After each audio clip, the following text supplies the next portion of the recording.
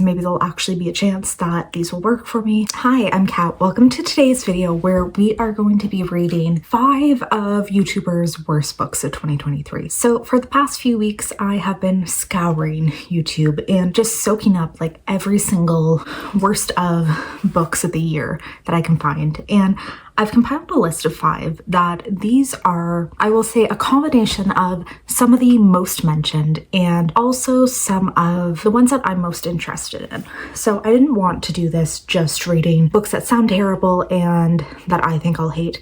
I wanted to give this a try and see, even if other people didn't like these books, will they maybe work for me? So I have a list of 5 and I'm going into this really hoping that, you know, maybe I'll like these. Maybe there'll actually be a chance that these will work for me, but we will see. Let's talk about these 5 books that I'll be reading. So first off, we have Dragonfall by R.L. Lamb. This one, I don't know as much about it, but I believe it is from the perspective of a dragon, and it's like an epic fantasy that is just all dragon based, which I'm really in my Dragon Girl era right now. So yes, I am definitely interested in this one, and I have a feeling that it could be interesting. Most people who've put it on their worst of list said that it is very slow and that the writing style is weird, which sometimes I'm okay with that. Sometimes I can deal with that. So we'll see how this one goes. Next is one of my all-time favorite authors, Ashley Winstead. She has written 2 of my favorite thriller books that I've ever read, which is In These Dreams I Hold a Knife and The Last Housewife. So she recently came out with a book which is called Midnight is the Darkest Hour, and this one has been getting terrible reviews and terrible ratings, and so many people,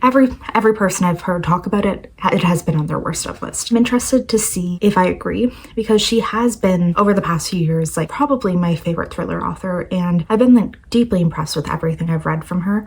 So I'm really curious to see how this one veered off, and you know, if it is something that I still like, because I know especially for her, a lot of people hated The Last Housewife, but I thought it was fantastic, and I think it was just a subject matter that a lot of people were a little bit more sensitive about, because yeah, it was something to be sensitive about, but I really personally liked it. Then actually a lot of these books are thrillers, but another thriller author that I really like is Samantha Downing. I really liked My Lovely Wife and, oh, I can't remember the name, For Your Own Good, I believe that was about a student or about a teacher.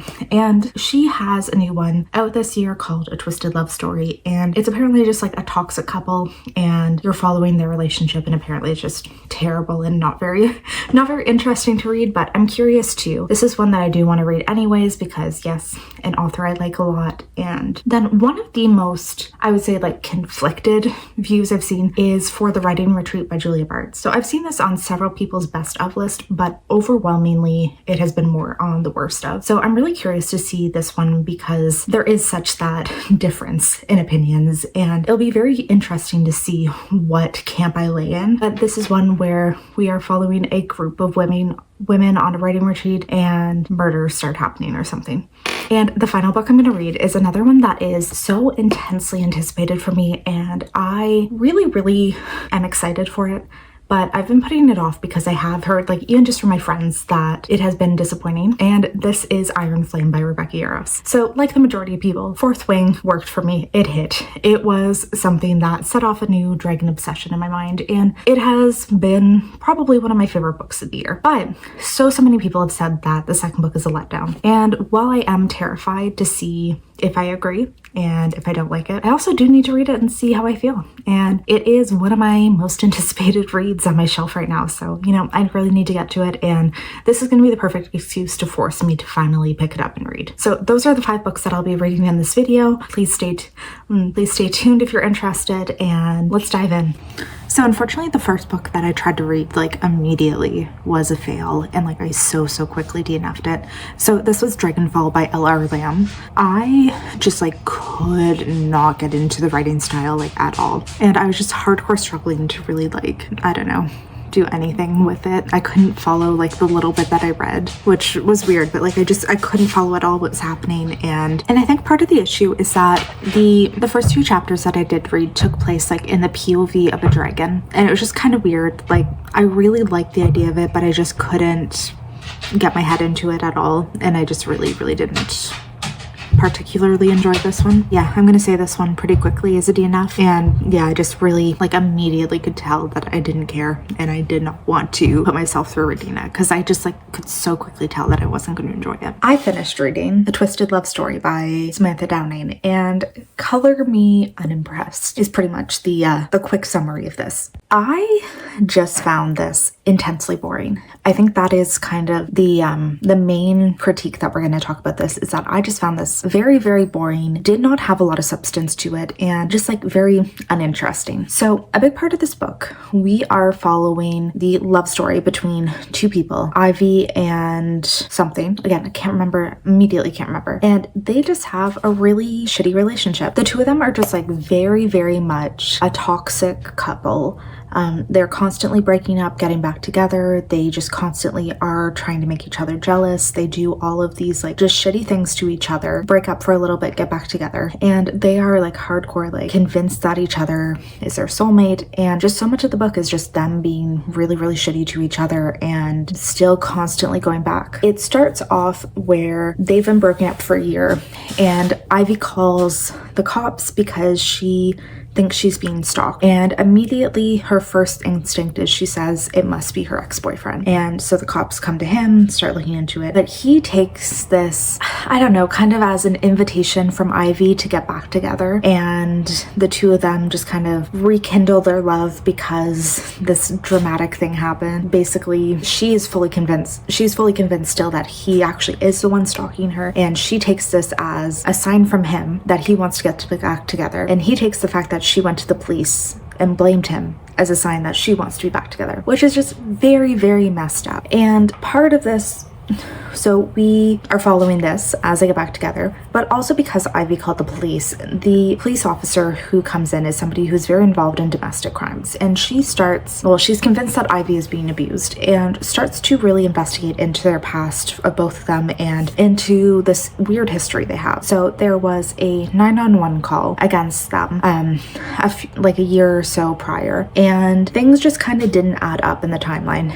And something happened where, I guess this is kind of a minor spoiler, but there was a hit and run, and the cop is kind of starting to investigate of like, oh, weird timeline, things like are not adding up, maybe one of them was involved. And that is most of the book, is just them kind of being incredibly toxic and this cop investigating some things that they may or not have done. And yeah, it was just really boring. Like, you couldn't root for the relationship at all because it was truly terrible, and I just like I wasn't even rooting for them to like not be together. It was just a shitty relationship, and yeah, it was toxic, and didn't really enjoy reading about that. Didn't really care about this mystery that's being investigated. Didn't care about the stakes because it's kind of like, yeah, they deserve whatever comes to them. So didn't really find this one interesting or engaging in any way. So I'm gonna give this one a 2-star because I just couldn't get into it at all and couldn't really find anything that I enjoyed about it. So I do definitely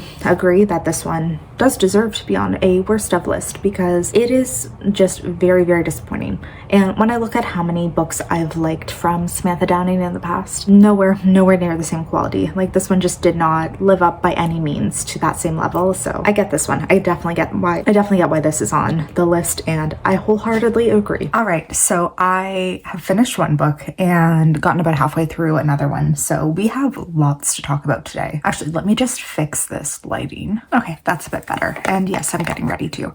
So the first one that I finished is The Writing Retreat by Julia Bartz. And this is one that it was interesting because I saw this on so many best of and so many worst of lists. So, obviously I had to pick it up and really get a sense of what I thought about it. Because if you're going to be that polarizing, yes, I need to read it. I need to see if the hype or the what's unhype is the same. Like, if it's actually true. And just quickly gonna say, I agree that this should be on the worst of list. So in this one, we are following a group of young women who go to this writing retreat hosted by like this really famous author. She writes like really intense books that are, I'm gonna say feminist, like very feminist like stories, and like mysteries, kind of like really, really just intense books. And I'm trying to think of like an author we could parallel to her to, but like I'm kind of coming short because I don't really know like literary fiction that well. So I can't really comment on like who might be a similar author in the real world. But she decides to host this writing retreat for up-and-coming writers, like people who maybe just haven't gotten their break yet. Like they are trying to be published. They're trying to finish that like draft, but they've had like a lot of like, you know, short stories that have been good, like that type of stuff.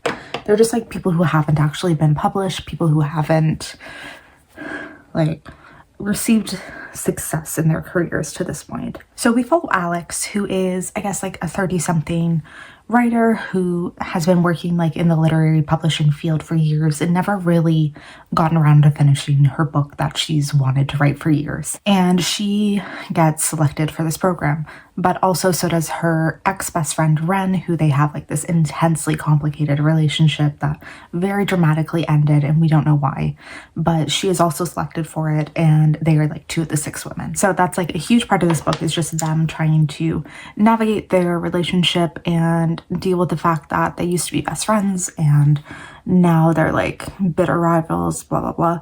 So much of this book. And so anyways, they get to this retreat. They are there with the author. They're all kind of like completely removed from society, I'd say, in a sense, or like very like cut off, because they're in this area that has like no cell service. There's like no internet. There's no phone access. So they are told they are there to completely focus on their book. They are going to be 100% like immersed into what they're writing. And they are there for a month with a competition to see who can write the best book. So they are like living under these intensely strict rules where they're each given like a word count per day. I think it's like 5,000 words that they need to write every single day. They have to submit all these words every day. At the end of the day too, they all like read each other's works and then have meetings where they critique it and really dive into what they think needs to be improved, who's like struggling, who needs help. And it's just like this intense competition for all of them to see who can write the best book in this time, because the winner is going to be awarded with a cash prize and a publishing deal. And I think that my biggest issue with this one was the tonal shift of it. So the first half of the book, I genuinely forgot that this was supposed to be a thriller. Like it really just felt like it was a personal drama or literary fiction about these group of women who are writing a book, all of them writing books, and you just really think that that's going to be the plot of the book, is this competition, and really that the center of the book is going to be the focus of like, or focused mainly on like Ren and Alex's relationship, them coming to like resolve what went wrong with it and us finding out what happened, because that's like a pretty big focus to the first half, is just Ren and Alex have all of this drama between them and we have no idea where it comes from. We have no idea what went wrong in their relationship, and it's something that Alex is intensely focused on because she is really not over this and really wants to find a way to like bring back this friendship that she once had with Ren. So yeah, that's very much where I thought the book was going. But then halfway through, actually it was, I think even further than halfway, there was an abrupt tonal switch, which is when the thriller aspect of the book came in. And it definitely shocked me because I 100% forgot that this was supposed to be a thriller and was not expecting that when there was suddenly murder and suddenly people are getting locked up and things go disastrously wrong, where you know how they are in this isolated area, just cut off from the rest of the world. Well, shockingly, that was terrible for all of them and a lot of things happened.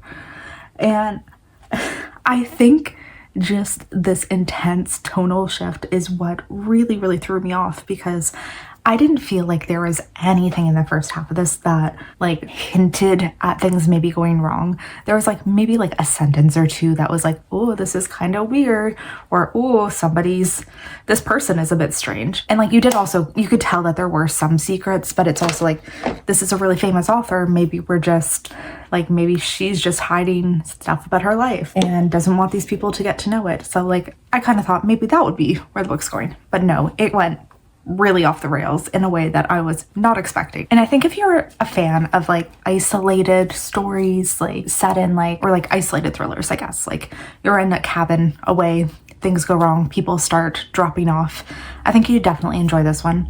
Just something for me, it didn't work, and I really just like couldn't get invested. I think also like the first half, while that was sort of interesting, like the setup, it was sort of interesting, I was just also very bored. So the first half of it, I was just kind of like, okay, like what's the point of this? What's gonna happen? And nothing did, or I guess things did, but it just wasn't what I wanted. So yeah, I definitely do not think that this one was that great, and yeah, I would highly say that this was a huge disappointment for me.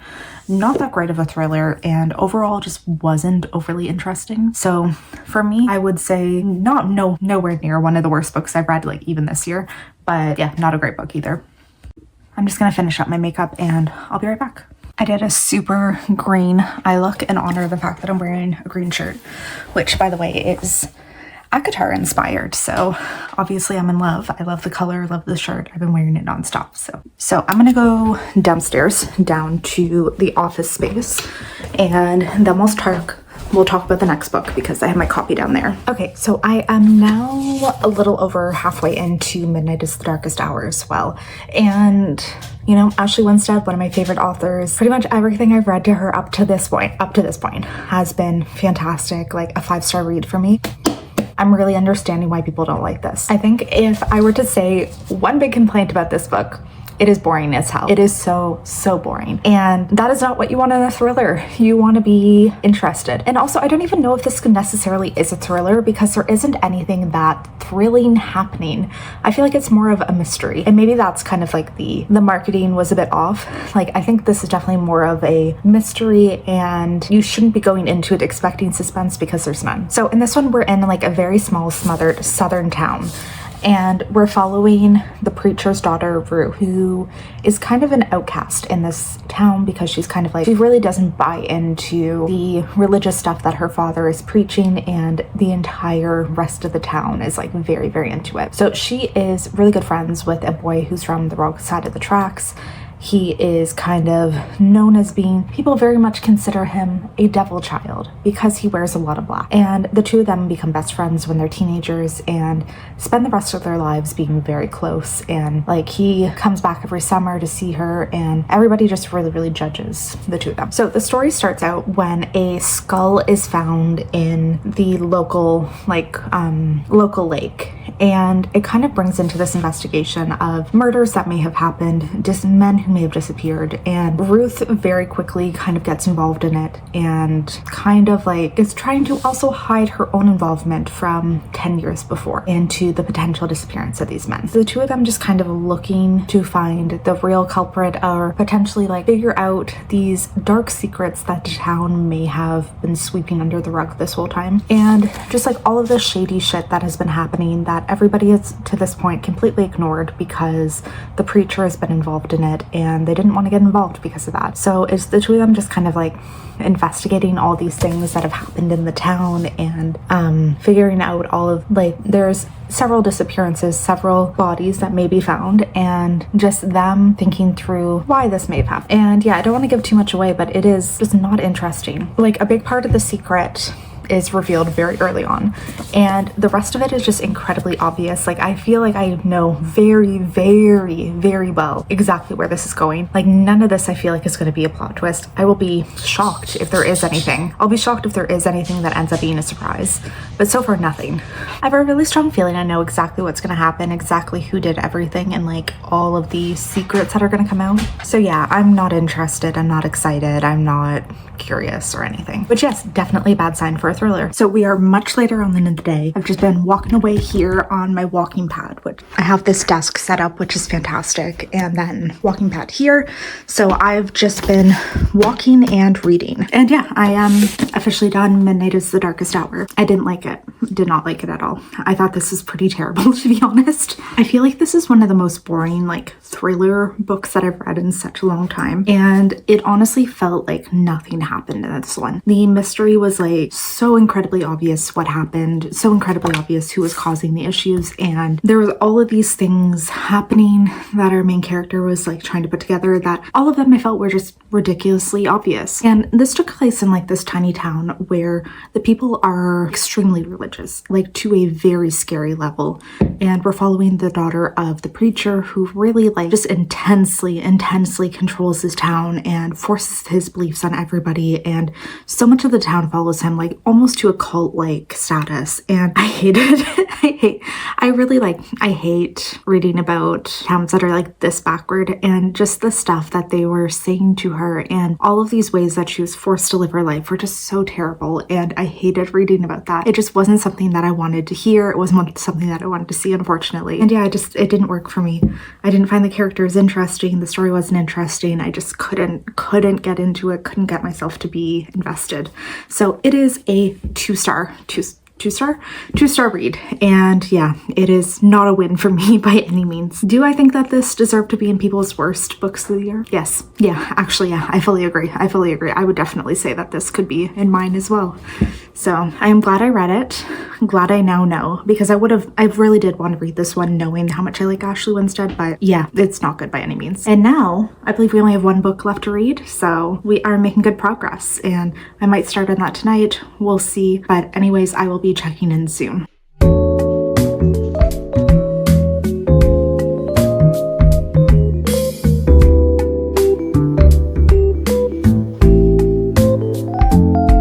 Okay, so I am halfway into Iron Flame. Just wanted to pop it now and update it before I keep going, because my plan tonight is to read as much as possible.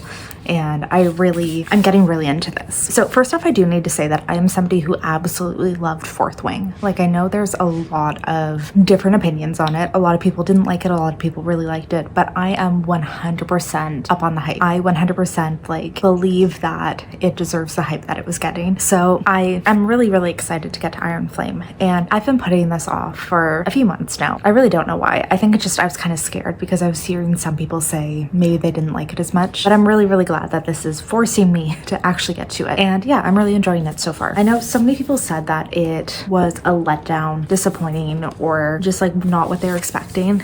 And I think so far it's very much in line with what I thought it'd be. Like, it's just continuation of Violet at the War College as she's training to be a dragon rider. Like, it's very much what I was expecting, like year 2 of this school. Yeah, I don't really know where it will go from here. I'm sure there's like 300 more pages. There's a chance for it to like wildly go off in a different route and to really like go somewhere that is not great. But I find it interesting. Like, I just like this world. I like these characters, and I'm really excited to see what happens. Like, there are some parts that are kind of dragging. There's a few things that it kind of seems like they're just frustrating because nothing's happening in certain aspects, but I'm okay with that, you know. Like, it's just part of the story. It doesn't have to be. I guess the first book was very action-packed, and it was just like thing after thing after thing, and this one is definitely slower than that.